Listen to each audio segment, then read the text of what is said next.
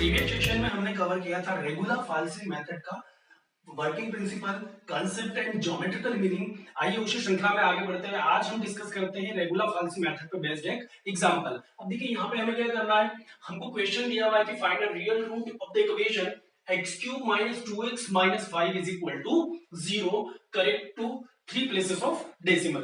अब हमको ये जो यहाँ पे अलजेब्रिक इक्वेशन दिया गया है, देखिए ट्रांसेंडेंटल होगा तो भी वर्किंग प्रिंसिपल सेम ही रहेगा, ये बात हम पहले भी डिस्कस कर चुके हैं, ठीक है ना।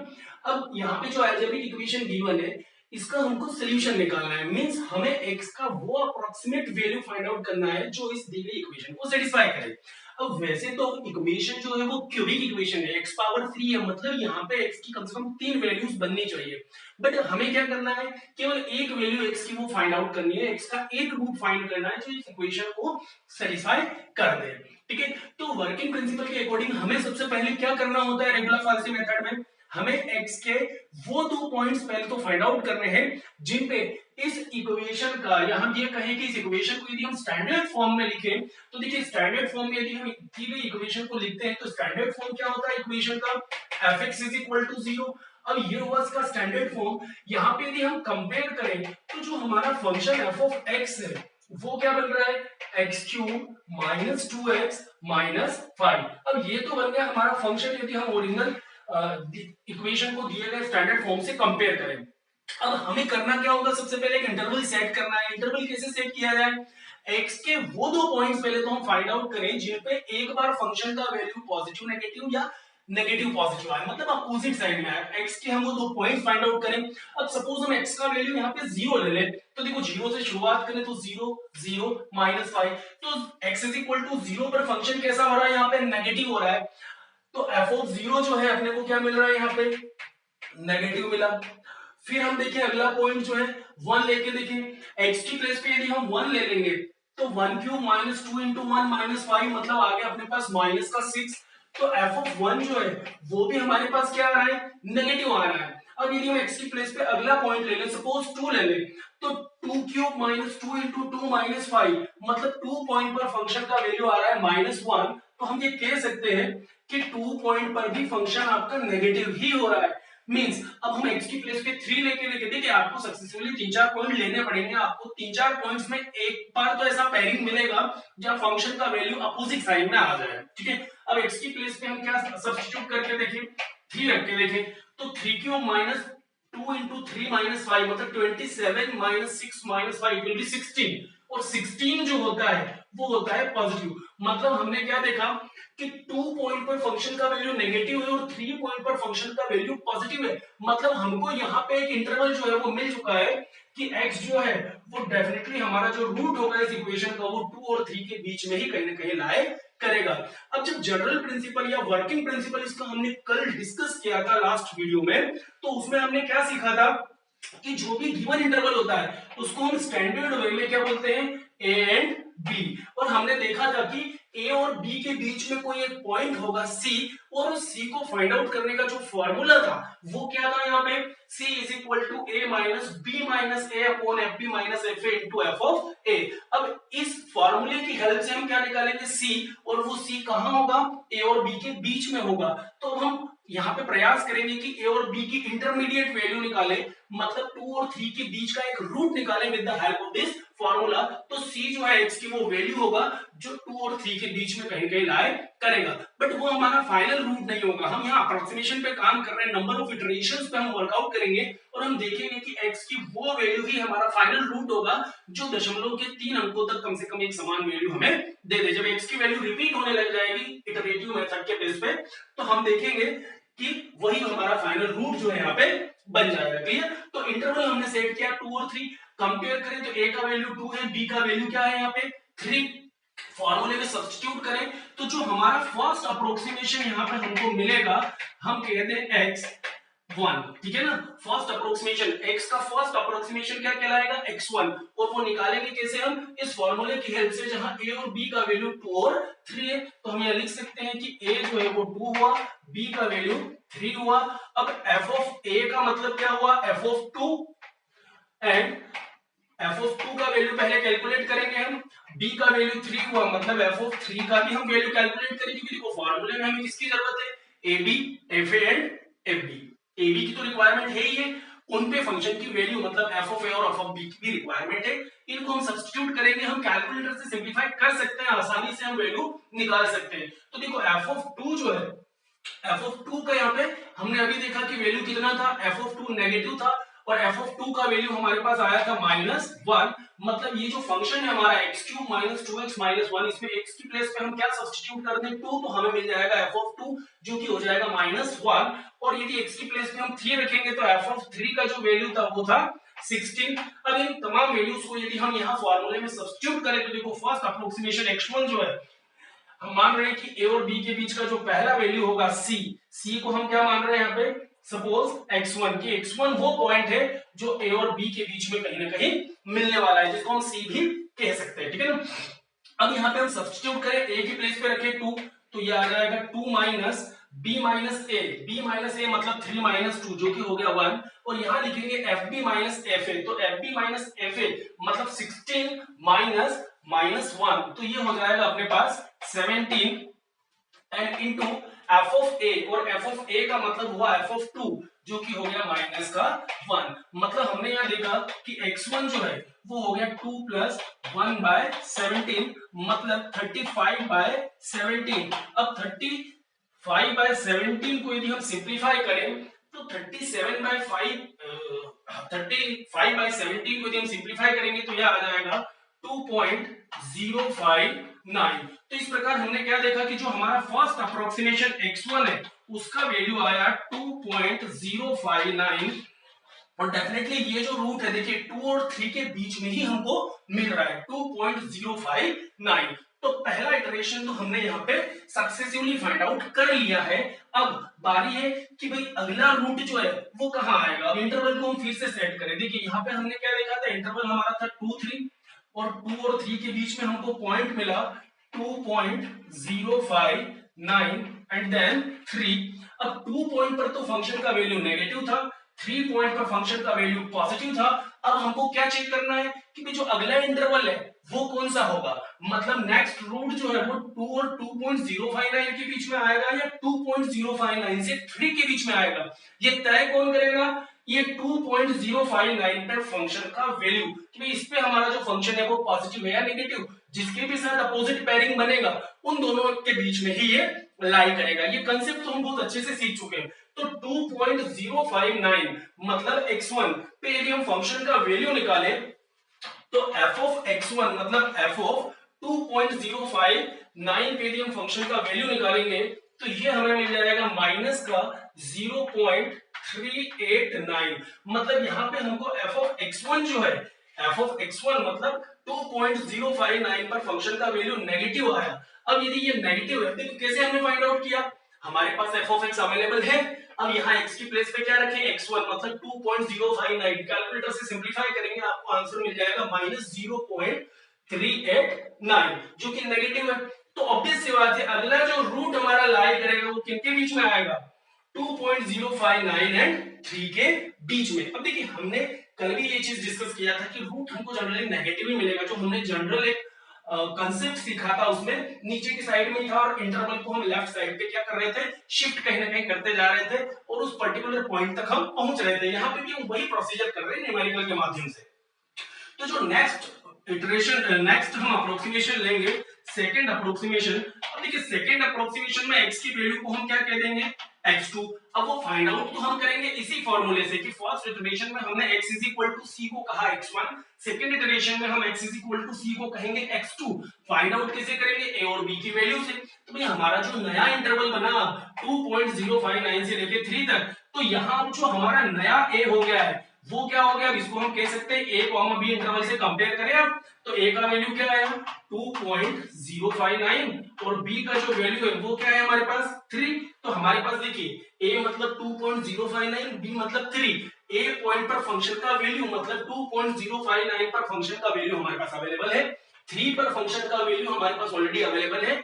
अब इन नई वैल्यूज को हम क्या करें, फिर से गिवन फॉर्मूला में सब्स्टिट्यूट करें। यदि अभी नए इंटरवल वैल्यूज को हम सब्स्टिट्यूट करेंगे तो सेकंड इटरेशन में x c को हम क्या मान सकते हैं, x2। अब यहाँ पे देखिए आप सब्स्टिट्यूट करेंगे a की प्लेस पे 2.059, डी की प्लेस पे 3, एफ ए एफ बी दोनों की वैल्यूज भी हमारे पास अवेलेबल है। एफ ए का वैल्यू ए मतलब 2.059, तो 2.059 को हम ऑलरेडी x1 कह चुके हैं जिसकी वैल्यू हमारे पास अवेलेबल है, और b मतलब 3, तो 3 पॉइंट पर भी फंक्शन का वैल्यू अवेलेबल है। यदि इन तमाम वैल्यूज को हम दिए गए फार्मूला में सब्स्टिट्यूट करेंगे तो जो सेकंड अप्रोक्सीमेशन हमको मिलेगा वो हो जाएगा 2.081, 2.081, ये हमको मिल गया x2।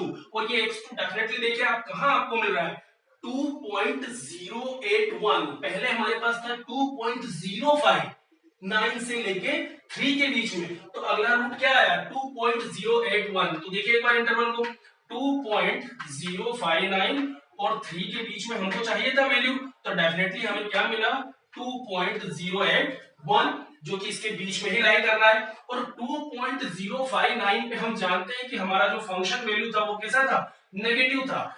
अब 3 पॉइंट पर तो फंक्शन आपका पॉजिटिव है, हमें क्या करना है अब फिर नया अप्रोक्सीमेशन फाइंड आउट करें। तो जो नया अप्रोक्सीमेशन x3 हमें मिलेगा वो किनके बीच में आएगा, ऑब्वियसली ये जो 3 पॉइंट्स है इनमें से जिनकी भी अपोजिट पेयरिंग होगी पॉजिटिव नेगेटिव वाली उनके बीच में आएगा। तो देखिए अब हम यहाँ थर्ड अप्रोक्सीमेशन जो है x3 वो फाइंड आउट करने वाले हैं। अब x3 निकालने के लिए सबसे पहले तो ये देखा जाए कि 2.081 पर फंक्शन की वैल्यू कैसी हमको मिल रही है। तो 2.081 मतलब x2, तो x2 पर यदि हम फंक्शन का वैल्यू चेक करें यहाँ पे तो x2 मतलब 2.081। अब क्या करना है वापस f of x में x की प्लेस पे x2 मींस 2.081 हम रखें, तो 2.081 क्यूब माइनस 2 इंटू 2.081 माइनस 5 करें।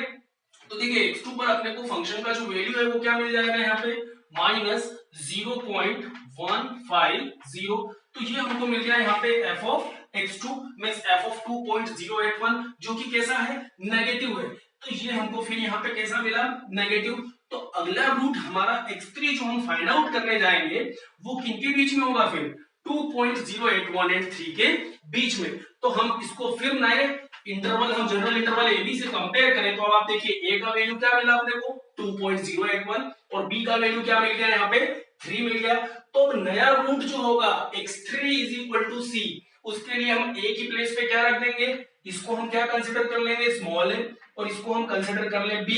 तो a का मतलब तो 2.081 और 2.081 पर फंक्शन का वैल्यू भी हमारे पास अवेलेबल है माइनस 0.150 और b मतलब 3 और 3 पर तो ऑलरेडी हमारे पास फंक्शन का वैल्यू अवेलेबल है 16।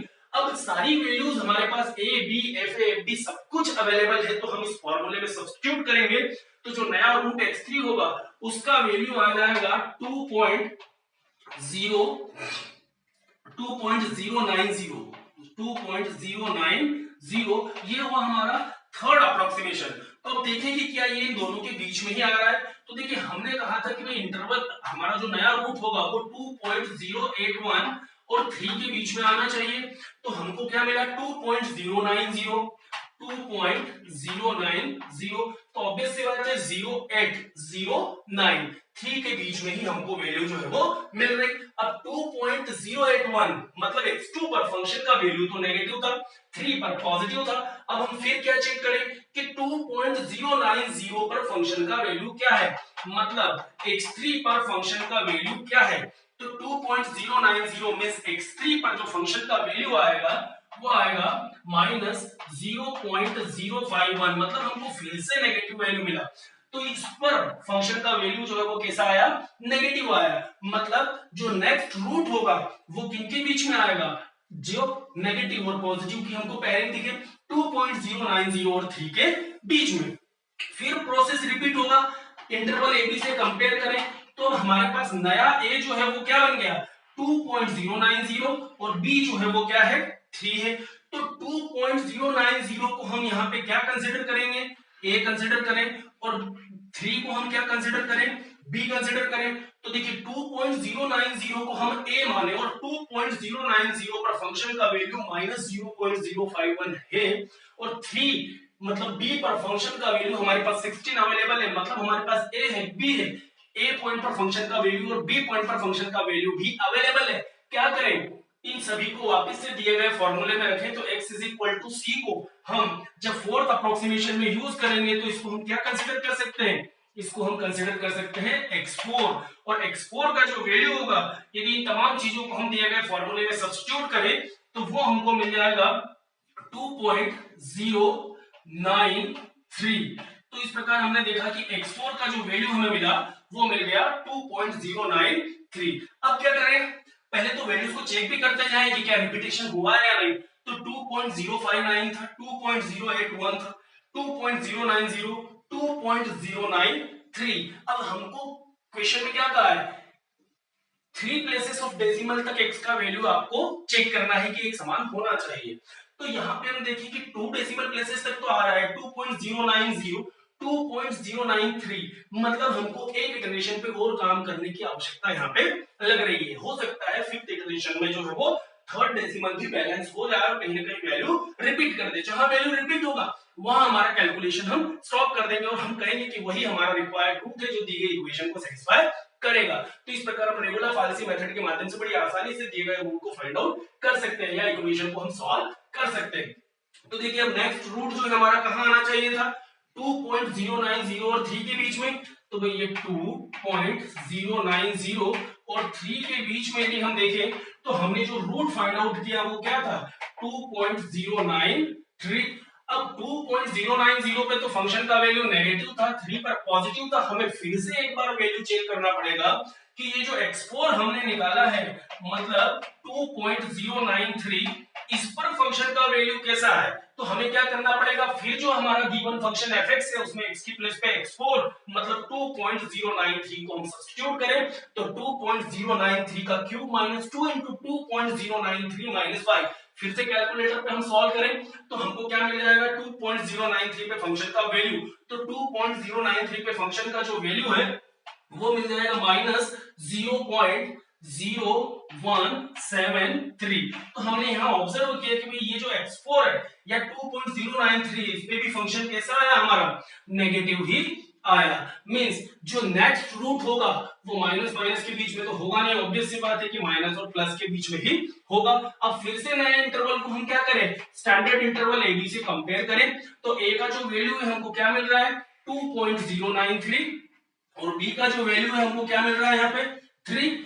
अब 2.093 मतलब a पर फंक्शन का वैल्यू हमारे पास अवेलेबल है माइनस 0.0173 और b मतलब 3 पर भी हमारे पास फंक्शन का वैल्यू अवेलेबल है जो कि 16 है। मतलब a b fa और fb फिर से हमारे पास अवेलेबल है नए रूट को फाइंड आउट करने के लिए। तो क्या करें, इन तमाम वैल्यूज को फिर से दिए गए फॉर्मूले में सब्स्टिट्यूट करें तो x is equal to c जो है वो फिफ्थ इटरेशन पे हम उसको किससे रिप्रेजेंट करेंगे, x5 से।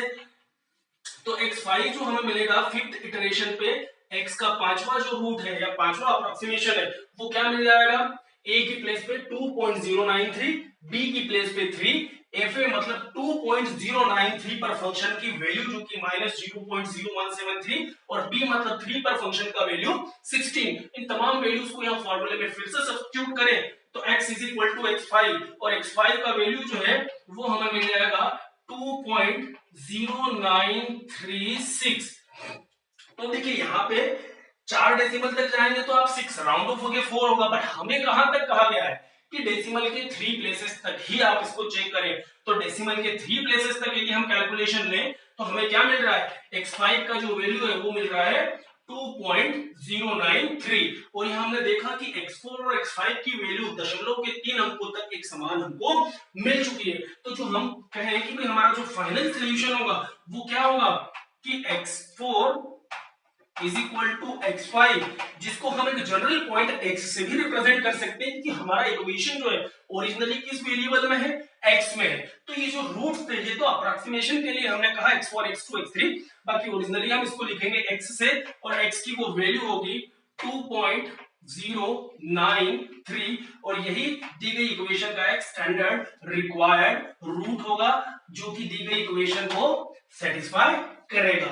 अब देखिए यहाँ पे हम चाहे तो आगे भी कैलकुलेट करते रहेंगे, बट दशमलव के 3 अंकों तक यदि रूट अपनी वैल्यू को रिपीट करने लग गया ना तो आगे भी वो रिपीट ही करेगा। यहाँ पे ये संकेत है कि हमको यहाँ अपनी कैलकुलेशन को स्टॉप करना होता है। और इस प्रकार हमने रेगुलर फॉल्सी या फॉल्स पोजीशन मेथड का एक फॉर्मूला यूज करते हुए बड़ी आसानी से पूरे कंसेप्ट को सीखा और उस कंसेप्ट को यूज करते हुए हमने एक न्यूमेरिकल भी सॉल्व किया। आई होप कि आपको न्यूमेरिकल समझ में आया होगा। Thank you very much, thanks for watching.